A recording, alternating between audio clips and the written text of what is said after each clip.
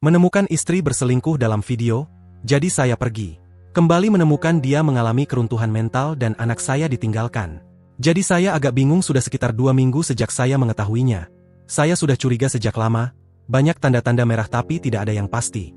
Saya memutuskan untuk menghadapinya dan reaksinya, kemarahan yang tidak rasional.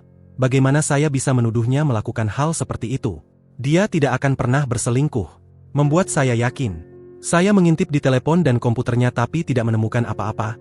Jadi saya membeli beberapa kamera kecil dan menempatkannya di sekitar rumah. Kemudian saya pergi mengunjungi beberapa teman selama akhir pekan. Saya dibesarkan di Norwegia dekat perbatasan Swedia. Saya bertemu istri saya di Swedia. Saya berusia 20 tahun, dia berusia 21 tahun, dan dia memiliki seorang anak berusia 3 tahun saat kami bertemu. Kami cocok dan saya telah menjadi ayah anak itu selama 11 tahun terakhir.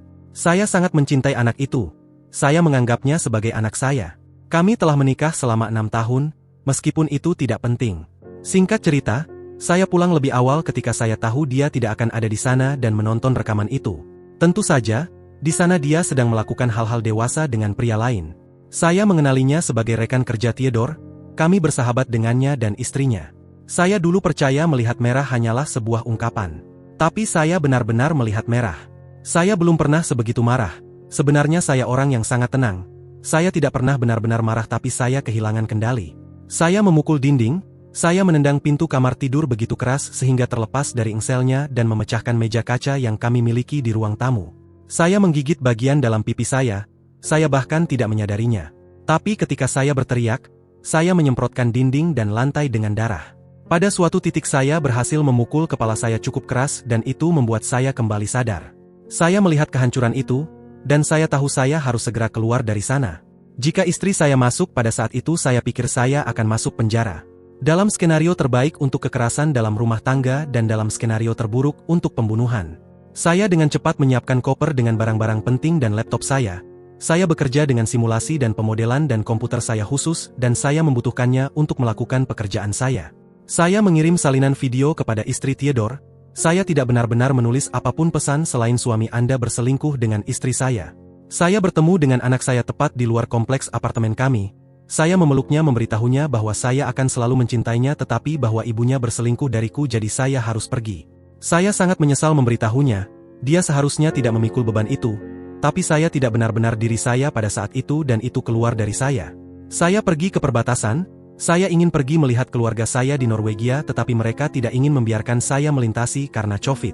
Saya telah menyewa Airbnb murah. Saya bekerja tetapi saya seperti zombie.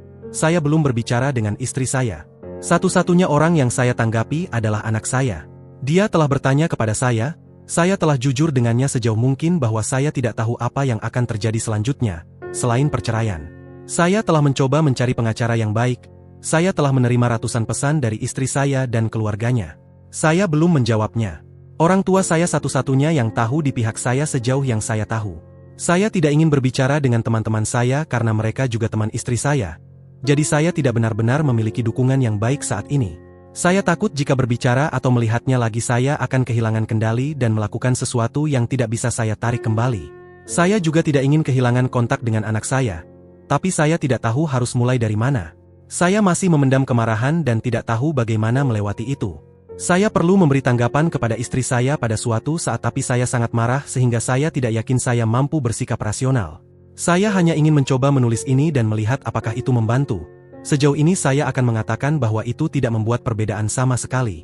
Pembaruan 1, saya merasa lebih baik, saya benar-benar mengunjungi klub pertarungan kandang. Saya harus sangat menekankan bahwa saya tidak tahu cara bertarung sama sekali. Saya tidak benar-benar dalam kondisi yang bagus, beberapa kali saya terlibat dalam perkelahian di masa muda saya selalu dikalahkan dengan sangat buruk. Saya berbicara dengan mereka dan menjelaskan situasi saya. Mereka benar-benar ramah dan antusias membantu. Pertama-tama mereka membuat saya berlatih selama 2 jam dan ketika itu tidak menghilangkan kemarahan saya. Mereka memasukkan saya ke dalam ring dengan seorang petarung yang sangat berpengalaman. Jelas dia sangat lembut dengan saya, dan meskipun saya memberikan yang terbaik saya bahkan tidak memberinya latihan. Sudah jelas dia membiarkan saya memukul dan menendangnya tetapi dia dengan mudah menghalau apapun yang saya lemparkan padanya. Beberapa kali saya berhasil memberikan pukulan dengan sedikit kekuatan, dia cepat memberikan pukulan balik. Karena saya tidak tahu apa yang saya lakukan pukulan lembutnya membuat saya tertawa. Dia selalu bertanya apakah saya baik-baik saja sebelum melanjutkan lagi. Bahkan dia meminta maaf beberapa kali karena memukul saya selama sesi kecil kami ketika dia berpikir mungkin dia telah memukul saya terlalu keras. Bayangkan meminta maaf karena memukul lawan dalam pertarungan, jelas dia tidak melihat saya sebagai lawan sama sekali. Saya ragu dia akan melihat saya sebagai ancaman. Saya memiliki rasa hormat yang baru ditemukan bagi orang-orang yang tahu cara bertarung dan saya bertekad untuk belajar. Para pria ini adalah orang-orang yang paling santai yang pernah saya temui. Pertarungan kecil saya sangat membantu. Itu benar-benar meredakan kemarahan saya. Saya tidak lagi memiliki kemarahan yang membara. Saya masih kesal tapi sekarang bisa diatasi. Saya akan kembali untuk berlatih dan lebih banyak pukulan. Namun saya tidak mempercayai diri saya untuk bertemu istri saya. Saya telah berbicara dengan anak saya. Saya memberitahunya bahwa tidak peduli apapun yang terjadi antara ibunya dan saya kami akan baik-baik saja. Saya menganggapnya dan anak saya tidak peduli apa yang terjadi antara ibunya dan saya dihargai. Saya pikir Anda benar-benar menghargai itu. Saya telah berbicara dengan beberapa teman biasa dan orang tuanya. Tampaknya istri saya sudah menjadi sedikit gila. Dia telah menelepon dan berbicara dengan semua orang kapan saja siang dan malam. Dia tampaknya mengakui segalanya kepada hampir semua orang, dan bahkan menawarkan uang kepada siapapun yang bisa menghubungkannya dengan saya. Saya sedang mempertimbangkan hanya berbicara dengan istri saya melalui pengacara tetapi saya tidak mampu. Jadi saya meminta sepupu saya untuk bertindak sebagai perantara. Saya memberinya beberapa pertanyaan untuk ditanyakan sehingga kita lihat bagaimana akan dilanjutkan dari sana. Saya berencana untuk menghubungi istri AP minggu depan juga. Beberapa pengguna Reddit sangat menyarankan saya untuk berbicara dengan istri saya dan memberitahunya bahwa jika saya bisa mengadopsi anak saya akan mempertimbangkan rekonsiliasi. Tetapi saya tidak akan pernah melakukannya. Saya tidak akan menggunakan anak saya sebagai alat tawar dalam apapun. Saat ini saya akan senang untuk mengadopsinya tetapi hanya jika dia meminta saya. Dan hanya jika saya yakin itulah yang dia inginkan dan bahwa dia tidak dipengaruhi atau ditekan oleh siapapun. Saya akan melewati ini saya pikir. Saya telah menerima banyak saran yang bagus di sini. Saya merasa memiliki rencana sekarang untuk melangkah ke depan. Pembaruan 2, maaf sudah lama tidak ada kabar. Saya sibuk sejak posting terakhir saya. Saya melihat banyak pertanyaan dalam pesan PM saya jadi saya pikir lebih mudah hanya membuat pembaruan ini. Saya mulai menelepon anak saya 2 kali sehari. Setelah posting terakhir saya. Dia selalu mengatakan bahwa semuanya baik-baik saja, tapi saya kira sebenarnya tidak. Saya fokus untuk mencoba mengendalikan diri, saya mulai pergi ke IC, itu sedikit membantu. Namun yang benar-benar mengubah segalanya adalah ketika saya mencoba tinju. Tempat pertama yang saya kunjungi agak kumuh dan usang. Meski begitu, kelima orang yang ada di sana tampak memiliki semacam persaudaraan yang luar biasa. Dan saya benar-benar ingin menjadi bagian dari itu, saya sangat ingin menjadi bagian dari sana. Mereka semua mengatakan bahwa saya harus berbicara dengan orang tua itu. Dia adalah pemilik tempat itu. Tampaknya dia yang memutuskan siapa yang bisa bergabung atau tidak. Mereka semua sangat menghormatinya. Jadi saya agak ragu. Mari kita katakan bahwa orang tua itu memiliki kepribadian yang tajam. Pada awalnya dia hanya mendengarkan. Tetapi begitu dia mulai berbicara saya semakin gelisah. Tidak ada yang benar-benar bisa saya tunjukkan. Segala sesuatu yang dia katakan benar dan mungkin itulah yang membuat saya marah. Atau mungkin itu adalah nada bicaranya? Seperti setiap pertanyaan atau kalimat adalah tuduhan dalam bentuk tertentu. Orang tua itu membuat saya merasa seperti saya tidak cukup baik untuk menjadi anggota klubnya. Dan tiba-tiba saya mendapati diri saya dalam posisi berdebat dengannya untuk membiarkannya membuktikan bahwa saya layak. Saya masih belum tahu apakah dia hanya bodoh atau semacam jenius. Meskipun begitu, orang tua itu benar-benar telah memengaruhi hidup saya dengan cara yang sangat positif meskipun sangat tidak nyaman didekati. Saya mulai melihat mengapa orang-orang sangat menghormati dan mengaguminya. Orang tua itu telah membantu saya memahami mengapa saya sangat marah dan bagaimana berpikir lebih jernih ke depan. Ini merupakan cerita tersendiri tetapi ini sudah cukup panjang jadi kembali ke isu utama. Beberapa hari setelah posting saya, sekitar 20 menit setelah saya berbicara dengan anak saya, dia menelepon saya kembali. Dia menangis dan meminta maaf karena berbohong kepada saya. Dia berbohong ketika mengatakan bahwa semuanya baik-baik saja di rumah. Dia melanjutkan untuk memberitahu saya bahwa istri saya hanya duduk di depan TV, menatapnya bahkan jika dia mematikannya. Dia tidak memiliki makanan untuk dimakan, rumah berbau dan satu-satunya makanan yang dia makan dalam 2 hari terakhir adalah beberapa sandwich yang ibu temannya buat untuknya saat dia berkunjung. Tentu saja saya langsung bergegas pulang, saya bisa mencium bau sampah busuk di lorong bahkan sebelum saya masuk ke dalam pintu. Rumah itu sangat berantakan, jelas belum dibersihkan sejak saya pergi hampir sebulan lalu. Lantainya tertutup dan lembaran kertas yang kusut, piring kotor yang meluap di wastafel. Kaca pecah di lantai. Bau sampah busuk, sungguh menyedihkan.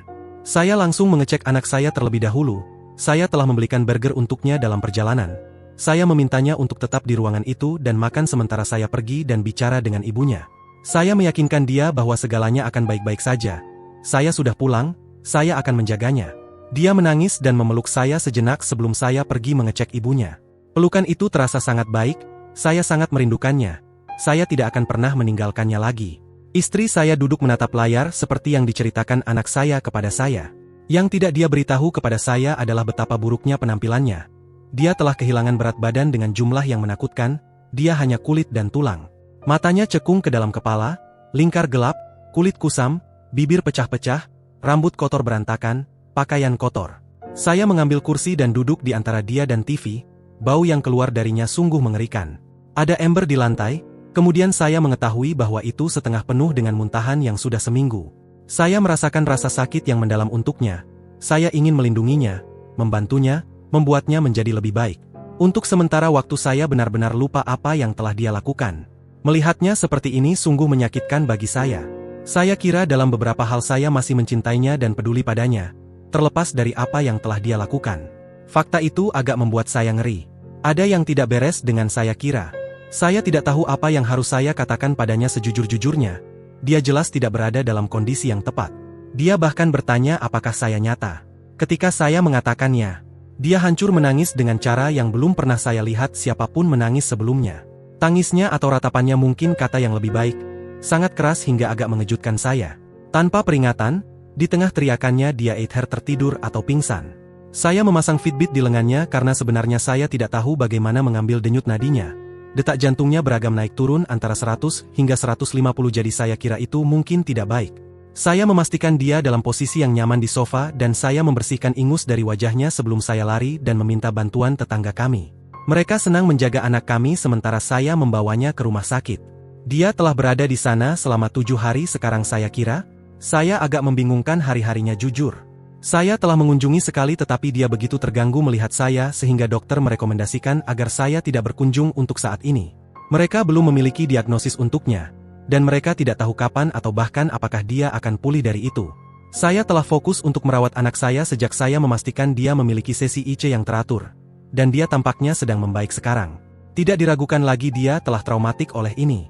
Saya merasa bersalah atas peran saya dalam menyebabkan dia menderita. Saya telah berhubungan dengan seorang pengacara untuk mencoba mendapatkan hak asuh atas alasan yang jelas. Saya tidak tahu bagaimana itu akan berjalan. Saya juga sudah bersiap untuk perceraian, tetapi saya menunda untuk saat ini. Kami butuh beberapa hari untuk membersihkan rumah. Saya mendekontaminasi kulkas dengan pemutih dan masih berbau makanan busuk sehingga saya harus mendapatkan yang baru. Saya juga menemukan bahwa istri saya telah membawa semua cucian kotor saya ke tempat tidur dan membuatnya menjadi bentuk tubuh. Ada beberapa tambahan untuk membuatnya terlihat anatomi dan itu agak mengganggu jujur. Saya melihat semua kertas yang dia tinggalkan di seluruh rumah. Itu adalah nonsens berantakan sebagian besar. Beberapa halaman memiliki tanggal dan waktu. Saya tidak bisa memahami sebagian besar kecuali beberapa halaman yang ditulis panjang permintaan maaf. Sebagian besar halaman dengan teks hanya berubah menjadi garis bergelombang di tengah kalimat. Saya tidak tahu harus berbuat apa. Kemarahan saya benar-benar hilang, digantikan oleh kesedihan atas situasi ini dan atas trauma dan rasa sakit yang dialami oleh anak saya. Saya merasa kasihan pada istri saya, tetapi saya juga memahami mengapa saya marah dan bagaimana saya telah berubah untuk mengatasi rasa sakit. Saya telah meninggalkan sebagian besar diri saya di belakang dan dia menyebabkan itu. Saya tidak tahu apakah saya mampu memaafkannya. Sebagian besar kepribadian saya adalah menjadi suami yang baik dan penyedia untuk waktu yang lama. Bagian itu dari diri saya sangat terluka oleh perselingkuhan yang dilakukannya. Saya meninggalkan bagian itu dari diri saya, itu hanya menyakitkan untuk dipertahankan. Masih terlalu dini untuk mengatakan apapun tentang bagaimana akhirnya kita akan berakhir, karena saat ini semua kemungkinan masih terbuka. Saya masih terluka dan bingung, saya akan terus berusaha membangun kembali harga diri dan citra maskulinitas saya. Jika istri saya keluar dari kondisinya, saya akan berbicara dengannya dan melihat kemana saya akan pergi dari situ. Saat ini saya perlu fokus pada anak saya perlu memastikan dia baik-baik saja. Maaf, ini bukanlah cerita yang spektakuler seperti cerita lain yang saya baca di sini dengan konfrontasi yang bermartabat dan balas dendam epik. Saya merasa lelah dan sedih. Saya tidak tahu harus berbuat apa. Semuanya begitu jelas dalam pikiran saya sebelum saya kembali. Sekarang saya tidak bisa melihat jalan keluar yang baik. Pembaruan 3. Saya memiliki beberapa pertanyaan. Mungkin Anda dapat membantu saya melihatnya dari berbagai sudut pandang. Jika Anda akan menuliskan komentar hanya tentang perceraian atau hal yang buruk, tidak usah repot-repot, saya akan mengabaikan Anda. Saya tahu bahwa pada akhirnya apapun yang terjadi adalah pilihan saya sehingga saya akan memilih apa yang terbaik bagi saya dan keluarga saya apapun pilihanku di masa depan. Saya belum tidur banyak dan saya masih agak linglung jadi jika saya berbicara agak berbelit-belit, tolong bersabarlah dengan saya. Saya sangat menghargai berbagai sudut pandang yang Anda berikan. Itu benar-benar membantu saya memikirkan segala hal. Istri saya masih berada di rumah sakit, dia menolak untuk memperbolehkan siapapun melihatnya selain ibunya. Satu-satunya instruksi yang dia berikan, selain tidak ada pengunjung, adalah bahwa tidak ada yang boleh berbicara dengan saya atas namanya atau mencoba memaksa saya dengan cara apapun. Dia telah mengakui perselingkuhan kepada hampir semua orang tetapi tidak secara rinci. Panggilan teleponnya telah panik sepanjang garis, bahwa dia berselingkuh. Dia akan meninggalkan saya. Apa yang harus saya lakukan? Jadi orang-orang sebagian besar membiarkan saya sendirian, kecuali jika saya memanggil mereka untuk meminta bantuan atau pendapat mereka. Istri saya menulis surat untuk saya yang ibunya berikan kepada saya beberapa hari yang lalu. Surat itu panjang, 32 halaman. Saya akan mencoba merangkum poin utamanya di sini. Dia meminta maaf atas apa yang telah dia lakukan kepada saya, anak kami, dan kami. Dia mengatakan bahwa dia akan menandatangani setiap kertas yang saya letakkan di depannya, tanpa pertanyaan. Perjanjian setelah nikah, surat cerai, apapun. Dia juga mengaku melakukan perselingkuhan emosional selama 2 bulan dengan pria lain secara online sebelum perselingkuhan saat ini dimulai yang berlanjut hingga fisik. Saya tidak tahu tentang ini sama sekali jadi saya percaya dia jujur. Pengakuan dia sangat rinci, dan dia memberikan semua kredensial loginnya untuk memastikan bahwa dia jujur dan tidak menyembunyikan apapun. Dia dengan bebas mengakui bahwa dia terpikat oleh perhatian dan kegembiraan, tetapi dia tampaknya benar-benar bingung bahwa dia membiarkan semua ini benar-benar terjadi. Saya percaya apa yang telah ditulisnya adalah kebenaran. Email pesan panggilan dan sebagainya. Mendukung ceritanya dan dia juga menunjukkan ke saya sebuah flash disk yang tersembunyi di salah satu laci yang berisi diari, hingga hampir 10 tahun ke belakang. Diarinya dan suratnya tampaknya selaras dengan sempurna dari apa yang telah saya baca sejauh ini. Dia menjelaskan bahwa perselingkuhan emosional pertama secara online lebih merupakan permainan daripada yang lain. Hanya main-main. Tidak ada main-main digital atau pertemuan. Ini berlangsung sampai tiba-tiba suatu hari dia merasa terdorong untuk mengirim pesan kepada pria tersebut. Dia segera mengakhiri hubungan itu setelah itu. Dia tidak bisa menemukan keberanian untuk memberitahu saya, tetapi menurut diarinya dia mencoba. Ketika perselingkuhan utama dimulai, dia merasa terbangun dan mendapat dorongan ego yang besar dari pria ini memberinya perhatian. Dia adalah tipe pria yang sangat tampan, model, dan saya telah bertemu dengan istrinya dan dia benar-benar menakjubkan. Cantik sekali. Dorongan ego istri saya tampaknya membuatnya ketagihan. Mendapatkan perhatian dari pria cantik ini yang menikah dengan wanita yang sangat cantik memberinya dorongan besar. Dia merasa seolah-olah dia harus sangat istimewa untuk dapat menarik perhatian AP dari istrinya yang cantik. Dia mengakui bahwa dia tahu apa yang dia lakukan salah, tetapi dia juga tampak benar-benar bingung bahwa dia tidak bisa menghentikan dirinya sendiri. Dia membenci dirinya sendiri karena kehilangan kendali.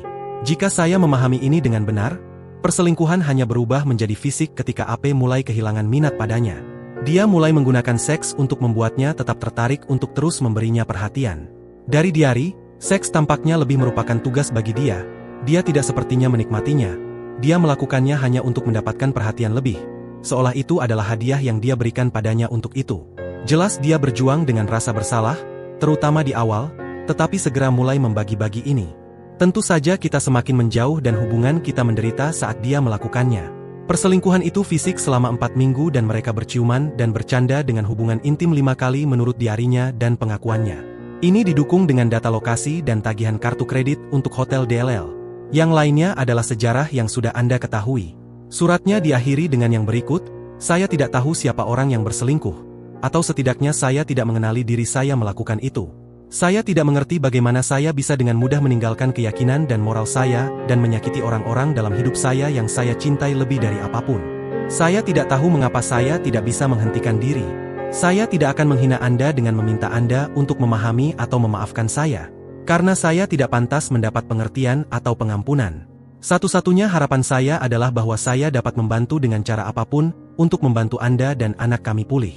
Saya akan melakukan apapun yang Anda minta dari saya, tanpa pertanyaan.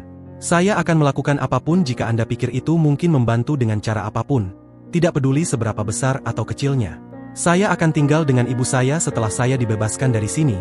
Saya akan menjauh kecuali Anda meminta saya. Saya tidak ingin mengingatkan Anda dengan kehadiran saya pada rasa sakit yang telah saya sebabkan kepada Anda berdua. Saya tidak punya kata-kata untuk memberitahu Anda betapa menyesalnya saya atas apa yang telah saya lakukan, dan harapan terbesar saya adalah agar Anda sembuh dan menemukan seseorang yang pantas mendapat cinta Anda, dan dengan siapa Anda bisa bahagia bersama. Saya berdoa saya tidak secara permanen merusak kemampuan Anda untuk percaya dan mencintai seseorang yang pantas di masa depan. Saya tidak akan bersama orang lain karena saya jelas tidak aman untuk bersama. Saya akan mencari terapi untuk mencoba menemukan dan mungkin suatu hari menyembuhkan apa yang salah dengan saya. Tetapi sampai hari ini saya sebenarnya tidak tahu siapa saya atau mengapa saya tidak bisa menghentikan diri dari melakukan hal-hal ini. Saya tahu apa yang saya lakukan salah, bahwa saya menyakiti semua orang, termasuk diri saya sendiri, tetapi saya melakukannya juga. Saya egois, saya menyebabkan semua ini hanya agar saya bisa merasa sedikit lebih baik tentang diri saya untuk sebentar. Begitu saya melihat rasa sakit di wajah Anda pada kamera yang Anda tinggalkan di kamar tidur. Rasa sakit yang menghancurkan di wajahmu, saat kamu menonton rekaman bersamaku dan pria lain. Pada saat itu saya sadar betapa ilusi saya dan betapa buruk dan jahat saya telah menjadi. Saya takut tidak ada keselamatan bagiku. Aku akan selalu mencintaimu, aku ingin bisa mengembalikan semuanya, menghapus semuanya. Tapi aku tidak bisa, maaf. Aku menangis terisak membacanya, dan aku benar-benar tidak tahu harus berbuat apa. Aku begadang sepanjang malam membaca, dan aku terasa emosional terkuras, bingung, dan tidak yakin tentang segalanya. Aku menonton video itu lagi dan aku juga menonton video diriku yang gila. Aku tidak ingat banyak dari apa yang terjadi dalam video tersebut. Sangat menyakitkan melihat tindakan istriku, tetapi aku terus melihatnya lagi dan lagi. Mengapa aku tidak bisa berhenti melihatnya? Juga sangat mengganggu melihat diriku menjadi gila dan aku tidak bisa berhenti melakukannya juga. Aku terus kembali dan menontonnya dari awal hingga akhir berulang kali. Aku mencoba menyimpannya tapi 1 jam kemudian aku menemukan diriku kembali menontonnya lagi. Ini menyakitkan bagiku, jadi saya tidak mengerti mengapa saya melakukannya. Apakah mungkin apa yang dikatakannya? Bahwa seseorang bisa terjerumus ke dalam sebuah perselingkuhan di mana perilaku menjadi kompulsif seperti yang dia gambarkan? Di mana itu sebenarnya bukan lagi pilihan bebas. Mungkin seorang wewe di sini bisa berbagi wawasan? Saya juga jelas melihat dari diarinya bahwa dia mungkin mengalami depresi sekitar 3 tahun yang lalu setelah bibinya yang tercinta meninggal. Pandangannya tentang hidup menjadi sangat gelap setelah ini, hampir putus asa saya katakan. Saya telah membaca cerita-cerita lain di mana depresi tampaknya menyebabkan perubahan kepribadian drastis dan menjadi pemicu perselingkuhan. Setiap wawasan akan dihargai tentang ini. Jelas dia tidak pernah mencintai pria-pria ini, dia mencintai dorongan ego, peningkatan harga diri, kegembiraan yang dia rasakan dari mereka tampaknya memberikan kata-kata yang tepat padanya. Pada hari D dia benar-benar memutuskan hubungan dengan AP-nya dan menelepon istrinya dan memberitahunya tentang perselingkuhan tersebut. Saya tahu hal ini karena istri AP memberitahu saya saat saya bertemu dengannya. Dia bahkan meminta saya untuk berselingkuh sebagai balas dendam. Dia sangat fokus pada ini, balas dendam. Seolah-olah itu akan membantu apapun, tetapi selain kecantikannya, dia mungkin adalah wanita yang paling menjengkelkan yang pernah saya temui. Berbicara dengannya bagaikan kuku di papan tulis. Tidak perlu dikatakan kami tidak akan berselingkuh, dan kami tidak akan pernah bertemu lagi. Saya tidak tahu apa yang harus saya lakukan sekarang. Saya tidak bisa tidur, saya tidak bisa benar-benar berpikir, jadi saya sangat membutuhkan bantuan. Pembaruan 4, saya sangat berterima kasih kepada semua orang di forum ini. Saya telah menerima banyak bantuan untuk lebih baik menghadapi bencana ini. Saya baik sekarang, saya merasa kembali mengendalikan segala hal. Saya telah mencoba untuk bertemu dengan istriku, dia masih menolak dan ibunya masih bertindak sebagai perantara. Saya mencoba menegakkan janjinya dalam suratnya kepada saya, bahwa dia akan melakukan apapun, jika saya pikir itu akan membantu dengan cara apapun.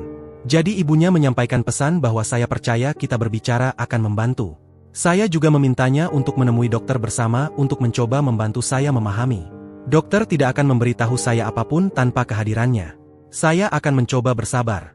Secara ringkas saya telah didiagnosis dengan PTSD dan istri saya telah didiagnosis dengan depresi persisten dan beberapa gangguan bipolar. Dia memiliki ketidakseimbangan kimia di otaknya dan mereka sedang mencoba berbagai obat untuknya. Banyak dari Anda benar, kondisinya membuatnya rentan. Kemudian seorang predator melintas di jalannya, dan inilah kita sekarang. AP-nya telah selalu berselingkuh dengan istrinya sepanjang hubungan mereka dengan beberapa wanita secara bersamaan sebagian besar waktu. Mereka akan bercerai, AP-nya telah dipukul sedikit, tidak parah dari yang saya dengar. Istri AP menghubungi suami dari kebanyakan wanita yang pernah berselingkuh dengannya. Saya memiliki teman yang tinggal bersamaku sebagian besar hari, dia membuatku fokus. Dan saya akan pergi berkemah dengan anak saya akhir pekan ini. Saya mencoba mengonfirmasi apakah deskripsi dalam diarinya benar, bahwa dia memandang seks sebagai tugas. Dan melihat perilaku dan ekspresi wajahnya yang terputus dalam video, dia pada dasarnya hanya menunggu agar semuanya selesai.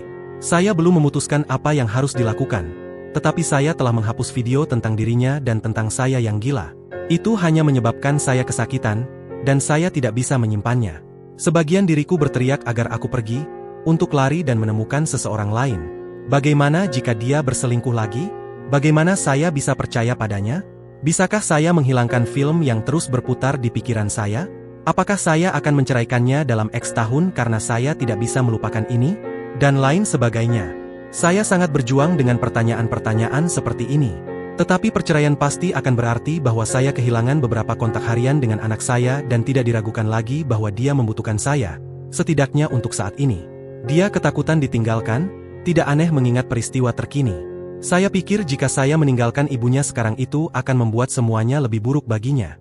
Jika saya bisa meninggalkannya seperti sekarang, apa yang mencegahku meninggalkan dia? Dia mungkin akan melihatnya seperti itu. Kami berdua telah mulai pergi ke gym tinju bersama dan hubungan kami semakin kuat. Ada bersamanya memberi saya kekuatan luar biasa dan motivasi untuk menghadapi ini dengan pikiran terbuka. Saat ini dia sangat membutuhkan saya, jadi bahkan jika saya memutuskan untuk bercerai, saya tidak yakin apakah saya benar-benar bisa melakukannya dalam jangka pendek. Dia memohon agar saya tidak meninggalkannya lagi. 2 minggu ketika saya pergi sangat traumatik baginya dan saya tidak akan mengeksposnya lagi pada hal itu. Tidak ada yang tahu berapa lama butuh waktu bagi ibunya untuk stabil cukup sehingga bisa menjadi orang tua yang baik baginya lagi. Jika saya bercerai sekarang mungkin dia tidak akan pernah sembuh. Bahkan jika saya bercerai dengannya, saya masih akan merasakan rasa sakit, saya masih akan memiliki luka. Saya akan membawa itu ke dalam hubungan baru. Saya pikir itu akan sangat mengurangi kemungkinan hubungan semacam itu berhasil. Tidakkah lebih baik saya bersamanya saat saya mencoba menyembuhkan diri? Setidaknya dia akan tahu mengapa saya bertindak seperti ini dan memahami mengapa saya berjuang. Jika saya meninggalkannya, apa yang sebenarnya menunggu saya di luar sana? Wanita lajang seumur saya tampaknya entah bercerai karena alasan yang baik, di mana mereka begitu tergila-gila dengan keinginan memiliki anak sehingga mereka tidak benar-benar mempertimbangkan apakah orang yang dipilih adalah pasangan hidup yang baik untuk mereka. Mereka tampak sangat bersedia untuk berperan, hanya untuk masuk ke dalam hubungan. Itu tidak bisa bertahan jangka panjang menurut saya. Tampaknya saya sangat berisiko mengalami serangkaian hubungan yang sudah ditakdirkan untuk gagal karena satu pihak putus asa, dan saya hancur. Pacaran dengan orang asing dan kencan sembarangan tidak benar-benar menarik bagi saya. Juga berapa lama waktu yang dibutuhkan bagi saya untuk menemukan seseorang yang mengerti saya sebaik istri saya? Dia adalah satu-satunya orang dalam hidup saya yang saya rasakan benar-benar mengerti saya. Dan butuh waktu lama untuk sampai pada titik itu. Bukankah itu sesuatu yang bisa saya gunakan dalam penyembuhan diri saya sendiri? Akankah saya pernah bisa menemukan seseorang lagi yang bisa melakukannya? Berapa lama itu akan memakan waktu? Tidak ada jaminan bahwa pasangan baru tidak akan berselingkuh juga? Mengingat keadaan sekarang saya sebenarnya berpikir bahwa peluang istri saya berselingkuh lagi lebih rendah daripada pasangan baru. Anak saya juga membutuhkan ibunya, dan dia perlu sembuh sebelum dia bisa kembali ke peran itu. Apakah dia akan sembuh lebih cepat dan lebih baik jika saya bercerai dengannya? Atau akankah dia sembuh lebih baik jika kami mencoba berdamai? Aku tidak tahu. Ini membuatku gila. Bagaimana saya bisa tahu dia aman untuk berada di sekitar anak saya jika saya tidak ada di sana bersama mereka? Ketika menyangkut penyembuhan diriku sendiri, apakah saya akan lebih baik sendiri? Atau bersamanya? Berdasarkan apa yang saya pelajari di sini, tampaknya mereka yang memilih untuk langsung bercerai tidak sembuh dengan baik. Sepertinya hasil terbaik sejauh ini dalam hal penyembuhan adalah ketika orang yang tersesat aktif berkontribusi dalam penyembuhan selama minimal 3-5 tahun. Saya tidak tahu apakah dia bahkan mampu melakukannya saat ini jujur. Jadi disinilah saya sangat bingung. Saya memiliki jutaan pertanyaan di kepala saya dan pada dasarnya tidak ada jawaban. Saya masih berjuang dengan dua ekstrim, berdamai atau bercerai, dan segala yang di antaranya. Saya tidak bisa menyangkal bahwa saya masih mencintai istri saya. Ternyata ikatan saya dengannya tidak mudah diputuskan. Saya benar-benar tidak ingin mencintainya. Sisi sombong saya ingin saya membencinya. Tapi saya tidak bisa berbohong pada diri sendiri. Saya masih mencintainya dengan sangat dalam. Dan meskipun saya bermimpi tentang dia terluka seburuk saya dalam beberapa minggu pertama, Saya tidak ingin menyakiti dia atau siapapun. Itu tidak akan membantu saya sama sekali. Apapun yang terjadi, saya melihat jalan yang panjang dan menyakitkan di depan kita. Saya berharap saya memiliki kekuatan untuk tetap pada jalur dan cukup sabar untuk memastikan saya membuat pilihan yang tepat untuk keluarga dan saya. Satu-satunya hal yang telah saya putuskan adalah bahwa jika saya memutuskan untuk menawarkan R, itu tidak akan diberikan begitu saja. Saya akan perlu melihat beberapa upaya. Saya tidak akan menawarkan R sampai saya benar-benar yakin kita berdua 100% berkomitmen pada jalur itu. Juga jika kami berdamai, dia pada dasarnya akan menjadi narapidana dalam percobaan. Saya tidak ingin menjadi orang seperti itu, tetapi pilihan apa yang saya miliki? Jika saya merasa tidak bisa percaya padanya, apapun yang terjadi kita akan membutuhkan banyak terapi. Mungkin dia bahkan tidak ingin berdamai? Saya tidak tahu. Tidak bisa berbicara dengannya mulai menjadi beban nyata bagi saya. Itu membuat saya stres. Saya merasa benar-benar perlu berbicara dengannya. Jika ada yang punya saran bagus untuk percakapan ini, saya siap mendengarkan. Sekali lagi, terima kasih kepada semua.